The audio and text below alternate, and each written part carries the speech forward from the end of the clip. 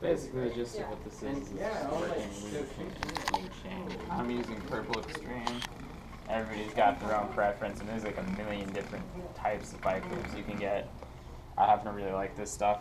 It's just stick to the chain better. Basically, the goal here is to get your drive chain to work better. The drive train consists of a few different parts, and then look at that here. We've got your crank and chain ring. So the crank is going to be the actual arm you pedal with.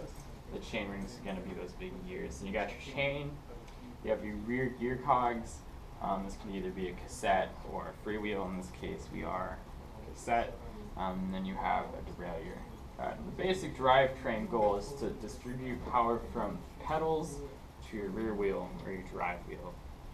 In this case, this one has been apparently left unattended for 6 years. I don't know if I would post that stuff for people to see. And I just think it's weird how considering this drivetrain is actually in pretty good condition, it's just dusty and dry and hasn't been used in quite some time. So what we're actually going to do is we're actually going to do a tune-up on this, or at least attempt to. So what I'm going to start with is I'm actually going to start with the rear wheel. I'm actually going to start with basically the gears. You notice that the pedals get dragged when I let go of them, and that's because this free hub body, which is that ratcheting system, is actually dried up a bit, so it's actually dragging along. So what I'm going to do is I've already downshifted here, and what I'm going to do is I'm going to test the limits. And the limits are actually these two little screws right here, and that actually controls how far the derailleur can travel. Can it travel all the way up? But it won't travel past the top gear, and it won't go below the bottom gear. In this case, we can see how dried up this drivetrain is. So, well, that's pretty typical of an old bike. So what I'm going to go ahead and do, and this is a tool called the three-way, basically 3 Allen wrenches. Here we go. 3 Allen wrenches. You have a 4, a 5, and a 6. And what this does is it's the 3 most common Allen wrenches you can have. Actually, as this turns out, this is an older, not so nice derailleur. So it actually requires a box head open end or a crescent wrench to work with it. Hopefully I have one here.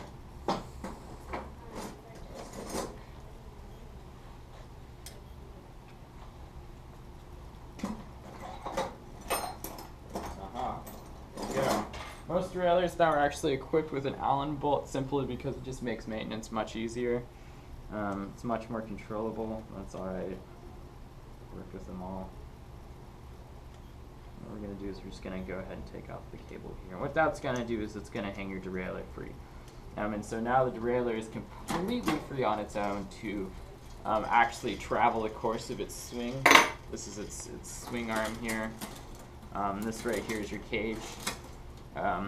And depending on how long this is referred to your cage travel. In this case, it's actually a pretty medium cage. It can be very long, it can be very short.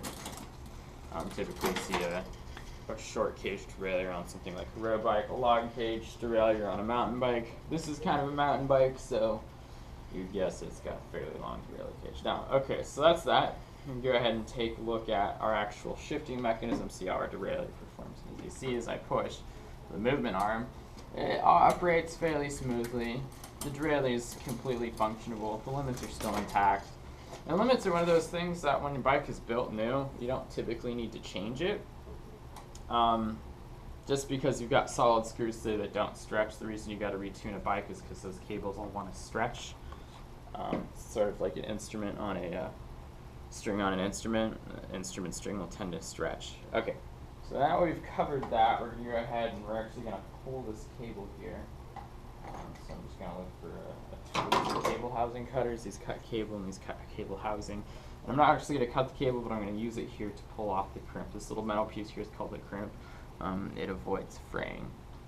I'm going to just use it. I'm going to drag and I'm going to pull and hopefully get that off. Alright, well apparently it's not coming off, so I'm going to go ahead and just cut that. Alright, that's that. So what I'm going to do now is I'm actually going to reset the stand just to make the bike a little bit safer. Okay. And now that I've got my cable free, I can actually pull the cable line out. And this cable would probably need to be replaced. I don't have any extra cables with me, so that's probably not going to happen. Oh well. But typically you'd want to replace this cable. Actually, I may have a cable with me. Check real quick.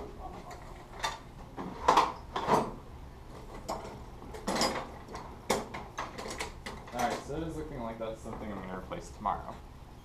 So what we're going to do is we're actually going to look at lubricating these.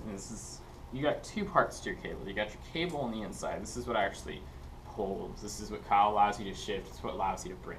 Then you got this outside, which is called the cable housing. This is what the cable is supported on.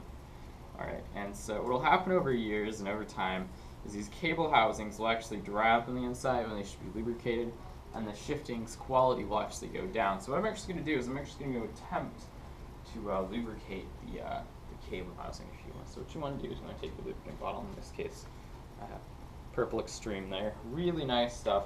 I'm actually just going to drip this down the cable housing. Just like that. And the goal of this, again, is just to increase your shifting quality, or in certain cases, your brake quality. And all this is doing is it's putting a thin layer of lubricant in your cables so that they want to shift better. You want to do this for a few seconds. It can take up to a minute depending on how long the piece of housing is. In this case, pretty short and it's free, so I can just do what I call sliding it and just literally slide it, and that'll distribute that lubricant. Alright, and I can actually feel, you can start to feel when it becomes smoother. That's pretty good. I'm going to go ahead and reset that there. I'm going to go ahead and reset that there. So. And by the way, these are called your braze-ons, these little frame mounts that hold the tip here, and this is called your ferrule. So the ferrule goes into the braze mount, and that kind of holds the cable in place. And that's why you see that exposed piece of cable there. Okay, so now I'm going to do the second piece of housing. This is the worst piece. This is definitely very stiff. You can feel it, years of age being bent up. So we're going to go ahead and we're going to straighten this out. And next I'm going to take my lubricant and I'm going to do the back. Now typically, the worst part of your cable housing is going to be where it's the most important to lubricate it. Again, just drop it in there. Here we go, so you can actually see what we're doing here. We're just dropping it in there. And as you can see, it's resisting going in. That's pretty typical.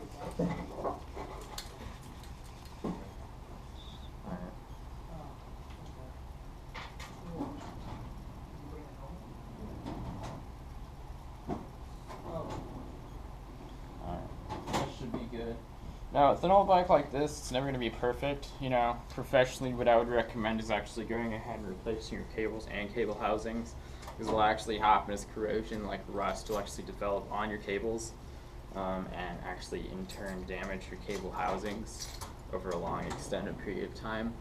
But that's alright. I don't have any with me today. We can definitely do that in another date. But what I want to do is I just want to make sure that my shifting operations are smooth again, and they are. This Shimano drive. This is a Shimano Asira drivetrain actually, and a Shimano Asira tends to be a pretty good solid group. Lower end, inexpensive, dirty, reliable, but good and strong. This is not something you would typically see on a department store bike like a Walmart bike or an Academy bike. This is something you're going to see more at a bike shop. In fact, this is a specialized, and specialized is a, like I would call a bike shop bike. So what I'm going to go ahead and do is I'm just going to set that back in.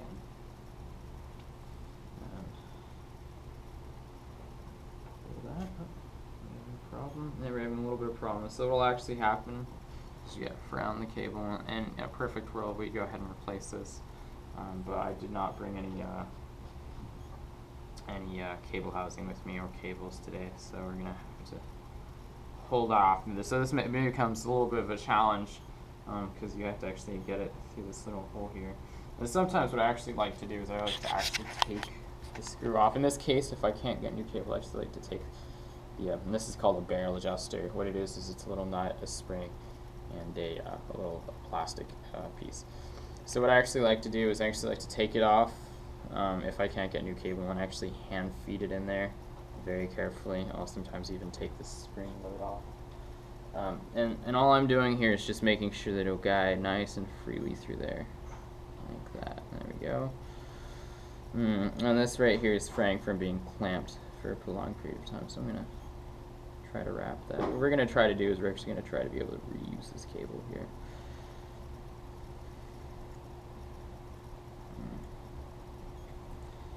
Sometimes this proves to be more difficult than I think.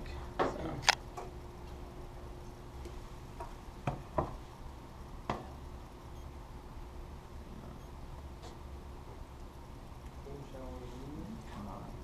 And I like to twist it too. And all that twisting does is if you look at that, it's kind of a twist fiber property, and what it does is it kind of helps to continue wrapping it while you wedge this in there. Alright, and so now what I would do, and this, again, this is worst case scenario if you can't get your hands on a new cable. What you do is after that, after you get your ferrule in there, you're simply just going to reset the spring. You take the spring out, you're going to slide the spring on there, and then you're going to slide the little plastic piece on. Okay, so now we're in business. Now the last part for me to do is actually just get to this thread here, which is again not very difficult because it's a real wide hole. Alright, then rescrew this.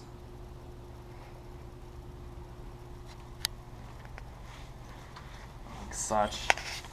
And it's you kind of have to wrestle with it. It can't be a pain to do this, but you basically rethread that little screw.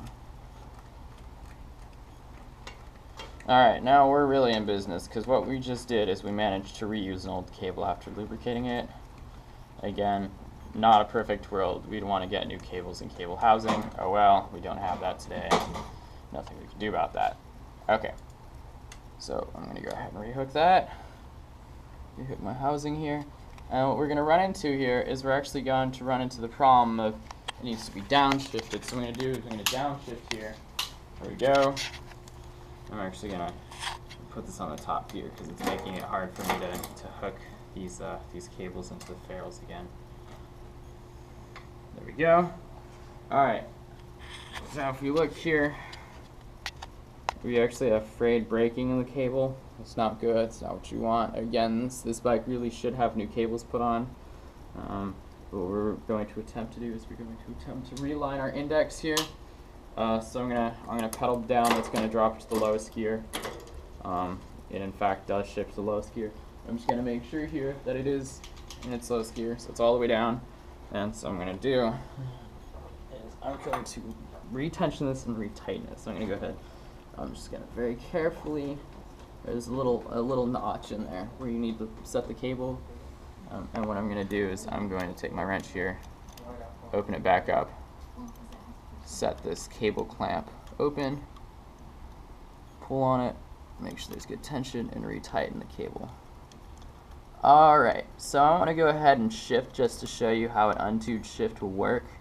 So once you put a new cable on, it'll shift almost right off the bat once you have the cable on there. But what it won't do is it won't shift properly. You have an index alignment, which is this gear setting right here, has to align with this right here, which is your shifter. So it's on there tight. You know what, I'm going to tighten it a little bit more. I don't want to have any slip here. I don't want to deal with that mess. And tighten that good and tight. Okay, so now I'm going to start pedaling and actually going to shift. And you can listen to the clicks here and tell what I'm seeing. And it's actually really not that bad. As you notice though, it's not properly shifting. And that's because it hasn't been adjusted. Once you set the cable, you need to use barrel adjusters, which are these little guys. Be careful doing that, it's not good. But what you want to do is you want to use this thing right here called a barrel adjuster, and that's that little screw with the spring on it, to realign your index. So what I'm going to do is I'm actually going to shift up one, and I'm going to slowly pedal. If it was properly aligned, it would immediately go into that higher gear. This tells me there's not enough tension. So I'm going to slowly, quarter turn by quarter turn, I'm actually going to turn the barrel adjuster until it shifts, as we see it does. So I'm going to shift up again. Almost immediately. Up one more.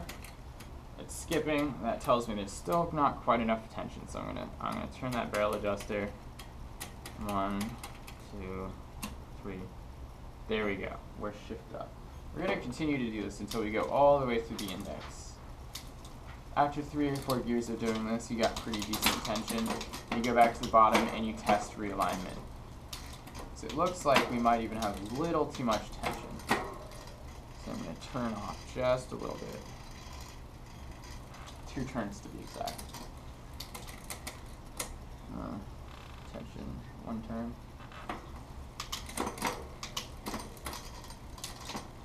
And again, part of your problem is this is an old drivetrain. It's rusty and old, and it's not brand new. It's not perfect. Things have been bent. Things have been disaligned. But overall, now we see that our shifting works pretty well. And again, this will just take another few minutes of me just finely tuning it to get it perfect. Alright, and so what I'm actually going to do is I'm actually going to put a fair bit of torque on, and I want to be able to see if it'll shift now.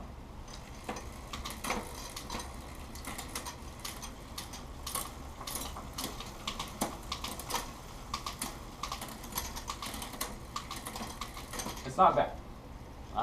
It's not good, but it's not bad, you know. And again, that comes back to having an old chain, basically everything being dry and crusty. So that wheel down.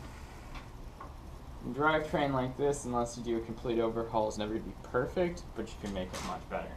Okay, so what I'm going to do is I'm going to rehook the brake, and we're now going to check brake alignment in the back. So V-brakes have a way of unhooking brakes, and what you do is you basically just pull this, and this is called your brake noodle, and you're going to pull this out of this little slot here, and then you slide the dust seal off. Alright, we got that rehooked. Brakes work. They feel alright from the hand, but you can definitely tell that they've developed some dirt.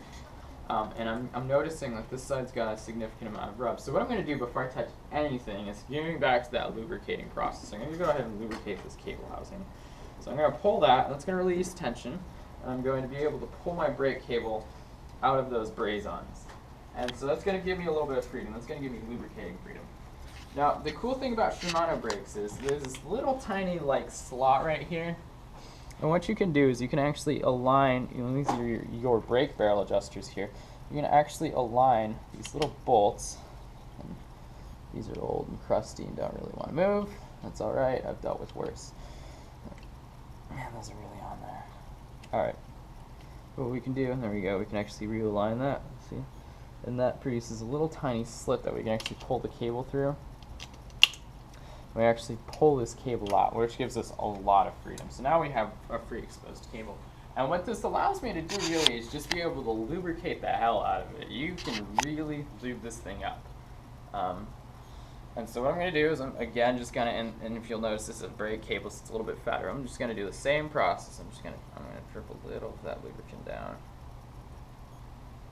Little by little. And this is a timely process, I know. It's boring, but it's worth it because your bike will work way better. Alright.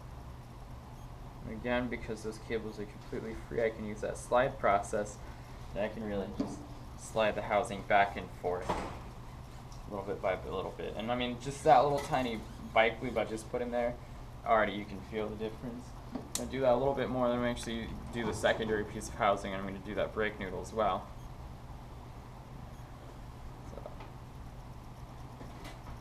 One thing people understand that seems to, one misconception out there is that bikes are extremely complicated and people tend to want to take their bikes to a bike shop.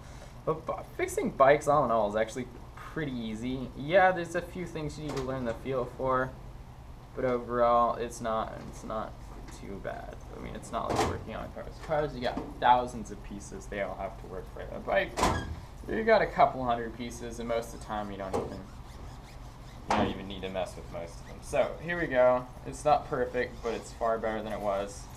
Now we're going to do the second part here.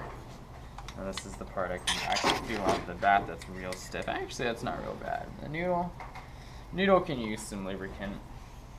Yeah, I'm going to go ahead and lube this up right here. Spray some oil in there.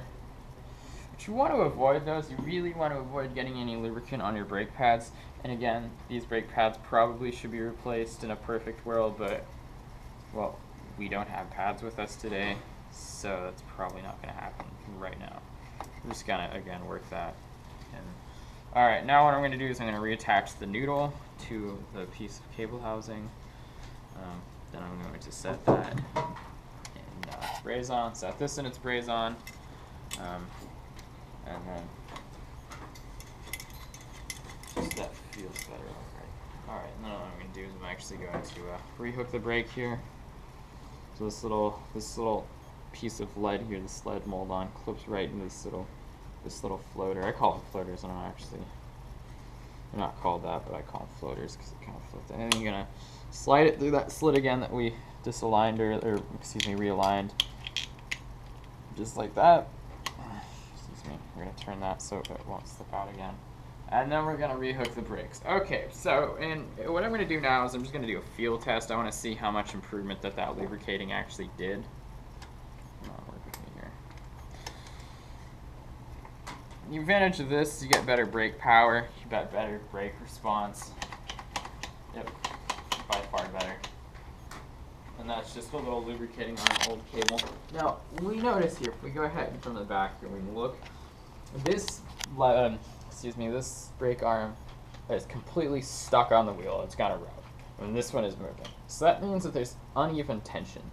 And so what we have to do is we have to readjust the tension. See these little tiny screws, you have one here and one here. And that actually changes the spring tension in each one of those arms. So let me go ahead and grab a screwdriver here.